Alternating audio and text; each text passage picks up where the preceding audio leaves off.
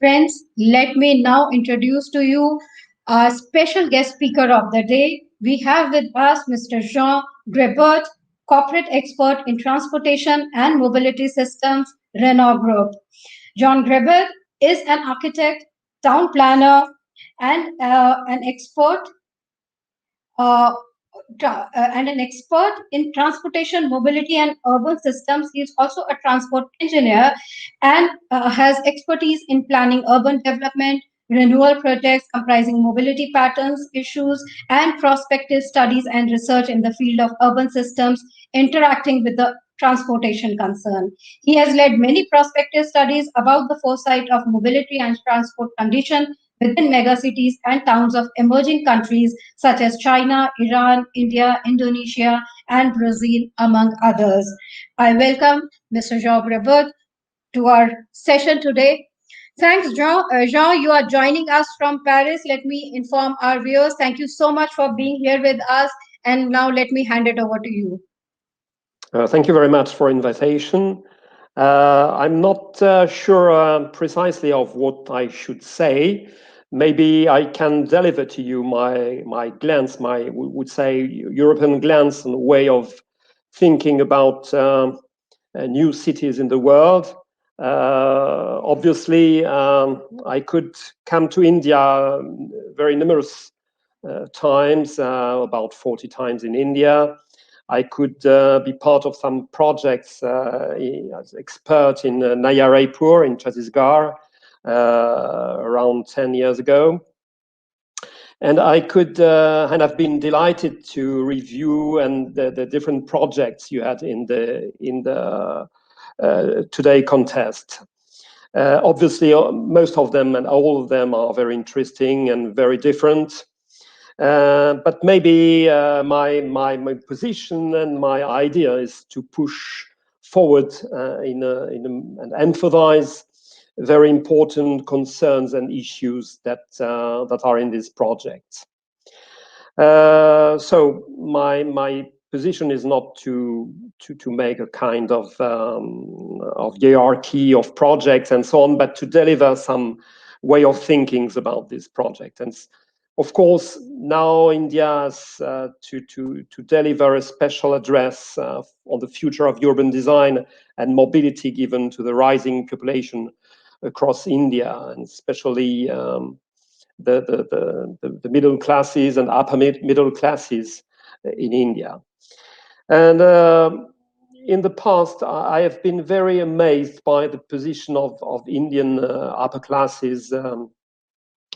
Most of them coming back from the US and they wanted to experiment by themselves and to find a way of a more sustainable way of doing and living in cities. And I met a lot of households in Bangalore, for instance, trying to experiment new way of living in cities on a very much more sustainable way of living.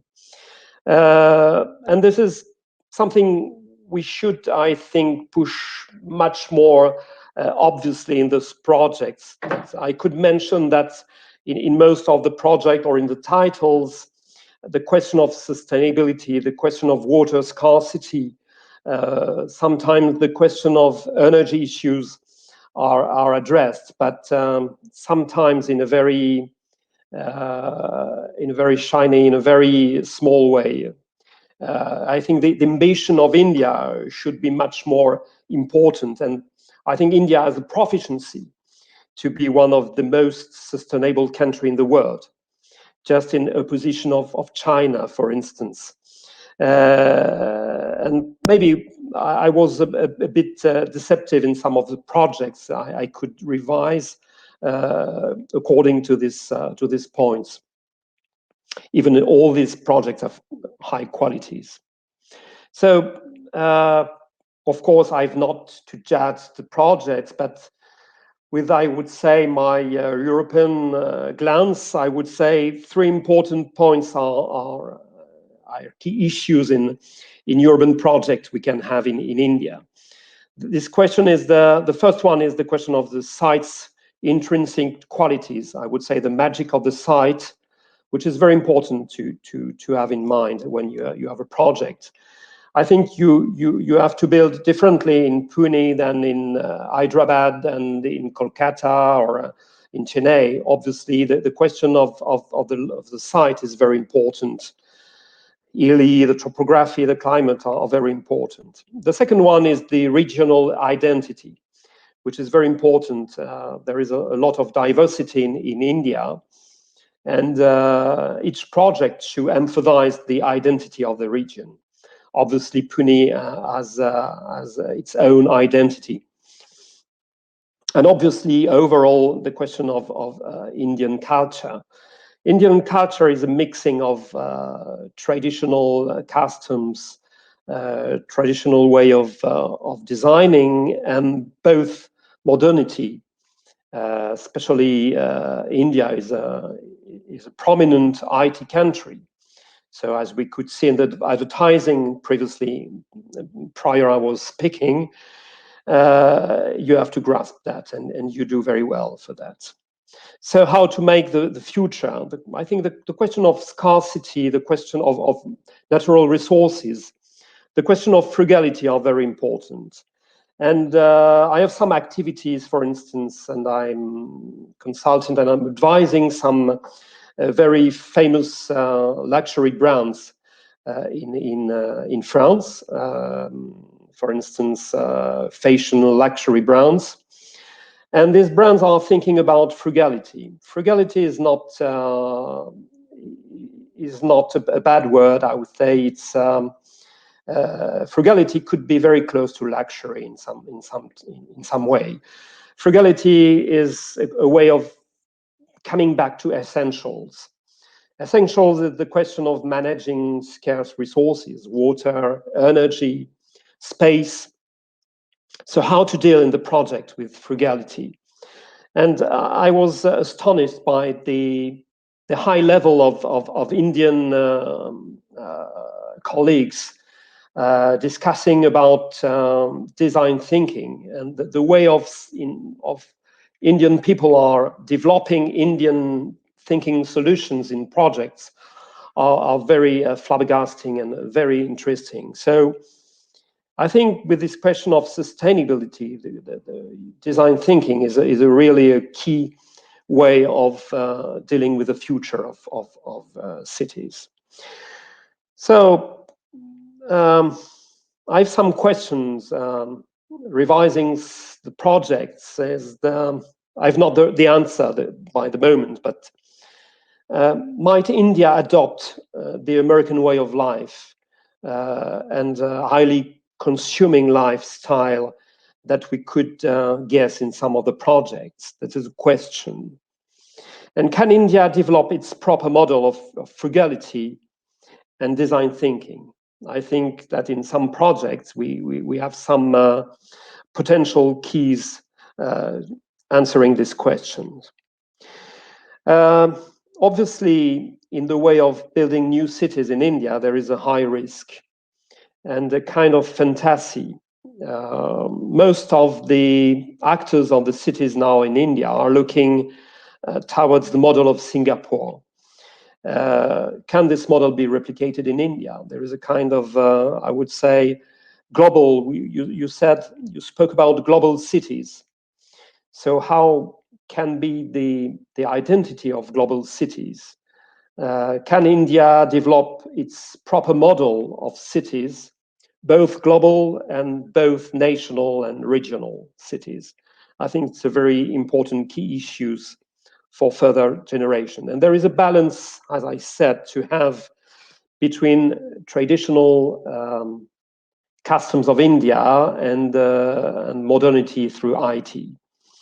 And some projects are doing very well with that.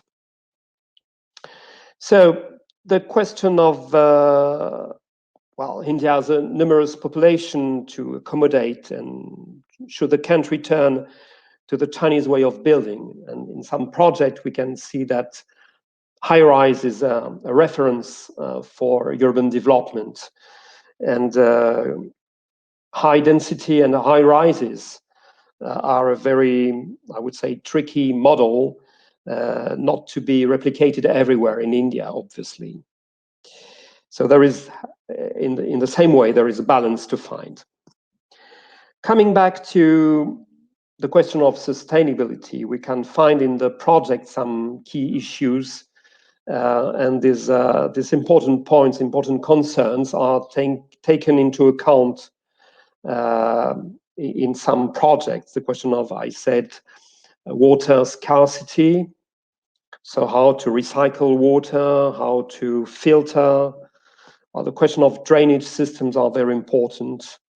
And in terms of hydrology engineering, India has really a significant know-how to be developed and to be widespread in the project. Coming back to electricity, to energy, which is another very important issue, the question of outrages and shortcuts in some cities.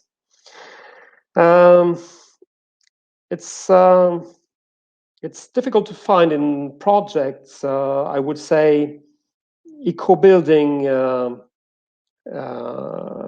issues.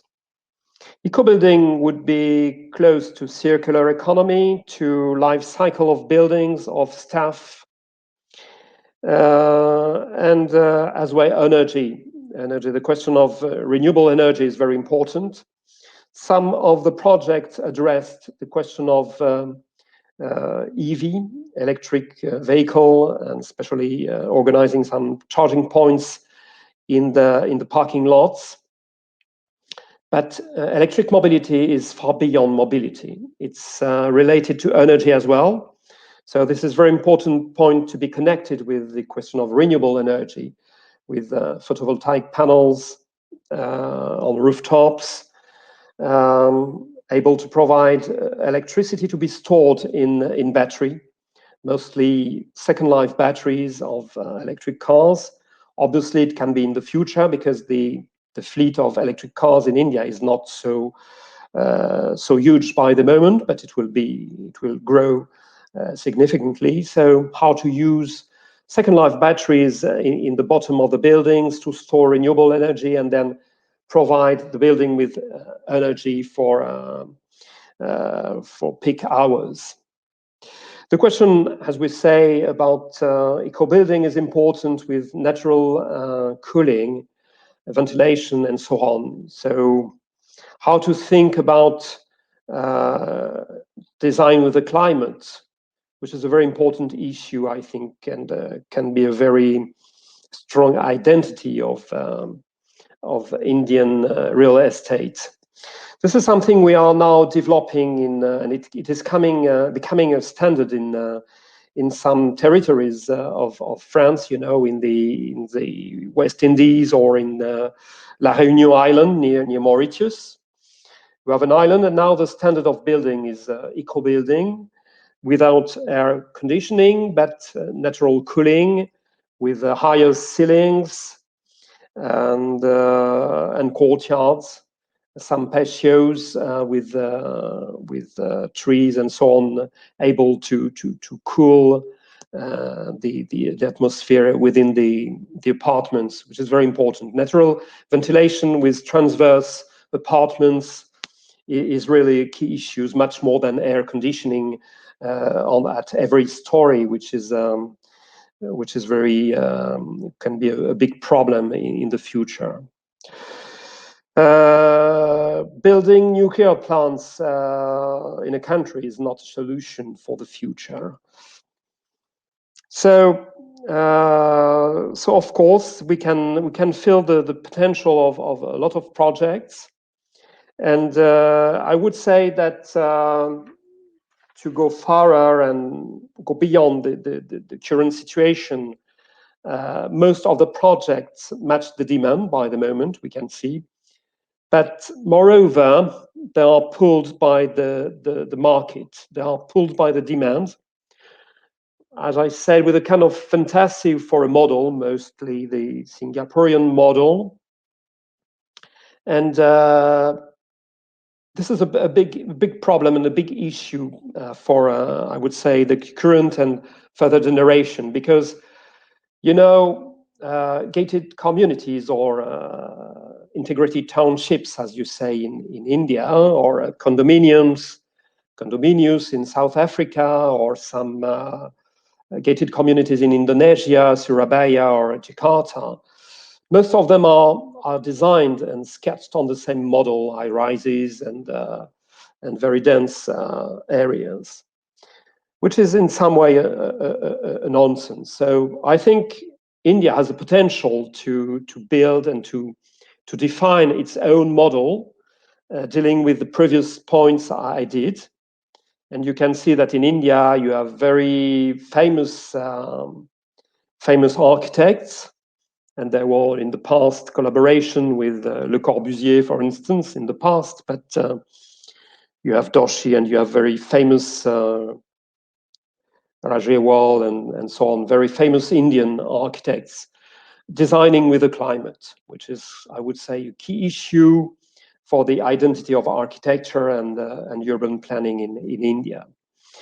And you have very famous buildings in Delhi, in Bangalore, in Ahmedabad. And, well, for instance, I'm so delighted every time I go to Delhi to go to Habitat Center, for instance, in Lodi Garden. So marketing in some way can be a trap. So I think most of the actors, I can see the perfect definition of building standards. But I think it could be useful to mention that the projects are eco-friendly, and they are mentioned in the publicity, in the way the projects are presented, written with big titles on the leaflets. But according to my opinion, it's not enough.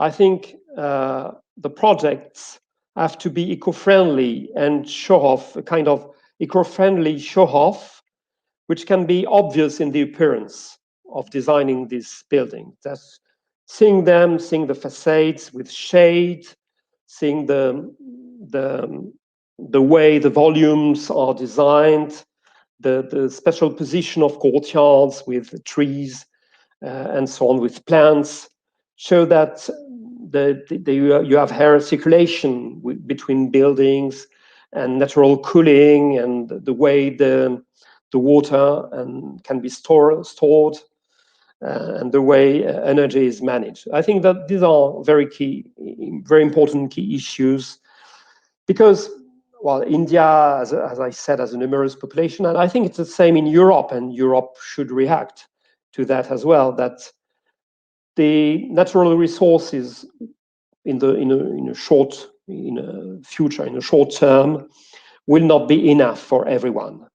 So there will be a strong lack of space everywhere in cities, a strong lack of water, drinkable water, a strong lack of energy, and strong lack of staff, of iron, of steel to build, and so on. So a key issue that we can find everywhere in the world, and is to implement a circular economy way of doing. And India has really a high level proficiency to be one of the master of the world. And India, I think, has implemented this way of doing in a lot of industrial activities, in a lot of agricultural activities as well. So it should be much more ambitious, I think, in architectural and building and urban projects to go far beyond this current stage towards circular economy and develop innovation. And I think you are in a very good position, even to develop IT solution to go along through these kind of innovations. So I've been very interested in revising all these projects. I would say from the most high-tech ones to the most low-tech ones. And I could notice that one or two projects are dealing with affordable housing, which is very interesting. Some other projects are dealing with corporate social responsibilities, especially with this kind of pandemic period, which is very tricky worldwide in every country, and the kind of same situation everywhere, which is in the same way questioning the future of urban and urban development, and especially real estate. The question of teleworking is very important, and the way of thinking of new office buildings able to deal with this new way of working, because we shall come back to the, I would say, normal situation. If we one day we can go back to a normal situation within a few years, maybe 2024, 2025. So the impact of the pandemic is very important. And on the mindset and the way of working would be different, partly people working at home. And I know that in India, most of the executive are working at home. But thinking of new office spaces is very important as well for innovation. So these are a few words I was exchanging with you, obviously, and I underline with my European glance, not especially, maybe I would not, I didn't want to be critical with some projects, but I think further dealing with Indian identities is really, really an asset that you have to be much more ambitious, and you have the proficiency too. So, Sean, you correctly said the key issues remain the same for all the cities. It's the scope and the magnitude that changes for every country. And as you rightly mentioned, India is in a unique position because it still has 60% of its infrastructure yet to be built. So we can do things right, which probably went wrong, and can take learning from others what not to do and what to do right. And you rightly mentioned frugality and sustainability are the key words. We have to, while we should have global aspirations, Indian cities should have global aspirations, but not to forget the national identity and the regional specifics of each region, because India, as you rightly mentioned, is a very diverse country. You have worked in a lot of projects that you mentioned, and we hope that we'll have you back in India in more projects here. So we look forward to seeing you here, and we look forward to meeting you in person. And hopefully the things should get back, very soon than later, and we are able to meet you. So thank you So do so I. much for sharing your views. I think very correctly mentioned, electrical is the way to go, but there are still a lot of things to be done in that direction. And let's take the right learnings from everywhere where we can get, and also maintain our own identity. Thank you so much, Jean Grebert, Thank you very for being much. here With with us pleasure. today. Sapna, keep in Thank you. touch. Of Thank you. course. Thank you so much. Thank you. Bye.